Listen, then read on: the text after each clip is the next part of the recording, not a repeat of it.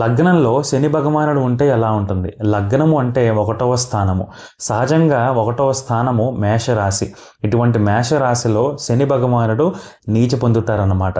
ఒకటవ స్థానము అంటే నేను, నాది అన్న విషయాలన్నిటినీ కూడా సూచిస్తూ ఉంటుంది. శని భగవానుడు ఇతరులని సూచించే గ్రహము. సో ఇతరుల గురించి సూచించే గ్రహము ఈ నేను, నాది అని సూచించే స్థానంలో ఉంటే అది అంత కంఫర్టబుల్గా ఉండే అవకాశం ఉండదన్నమాట.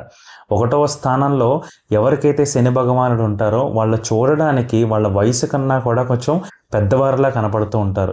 వీళ్ళకి ఆ ఇన్నోసెన్స్ అనేది ఉండకపోయే అవకాశం ఉంటుంది. వీళ్ళు పెద్దవారితో ఎక్కువ టైం స్పెండ్ చేయడానికి చూస్తూ ఉంటారు. వీళ్ళకి ఖచ్చితంగా బాధ్యత అనేది చాలా ఎక్కువ ఉంటుంది. ఉద్యోగంలో వీళ్ళు ఉన్నట్టయితే వాళ్ళు ఉద్యోగంలో చాలా మంచి స్థాయిలో ఉంటారు. చాలా కష్టపడి పనిచేస్తూ ఉంటారు. తల్లితో ఒక రకమైన ఇబ్బంది అనేది ఉండే అవకాశం ఉంటుంది.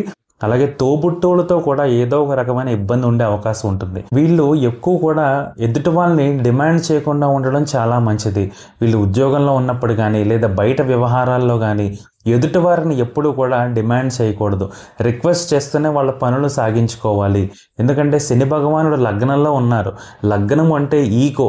సో శని భగవానుడు అక్కడ ఉన్నప్పుడు వీళ్ళకి ఈగో అనేది అంత ఎక్కువ ఉండకపోవడమే మంచిది. అలాగే చాలా కష్టజీవులు వీళ్ళు, చాలా కష్టపడుతూ ఉంటారు. ఎందుకంటే లగ్నంలో శని భగవానుడు 3వ స్థానాన్ని చూస్తూ ఉంటారు.